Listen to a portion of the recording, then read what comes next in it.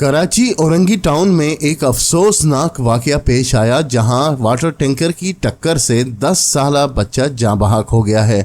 تفصیلات کے مطابق کراچی کے علاقے اورنگی ٹاؤن میں پانی کے ٹینکر کی ٹکر سے 10 سالہ بچہ جاں بحق جبکہ موٹر سائیکل سوار زخمی ہو گیا۔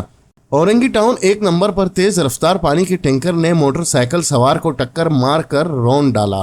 حادثے کے نتیجے میں 10 سالہ بچہ جاں بحق ہو گیا جو موٹر سائیکل پر سوار تھا، جبکہ بائک چلانے والا شخص زخمی ہوا۔ واقعے کے بعد ڈرائیور موقع سے فرار ہو گیا، جبکہ مشتعل افراد نے پتھراؤ کر کے پانی کے ٹینکر کے شیشے توڑ دیے اور اسے آگ لگا دی۔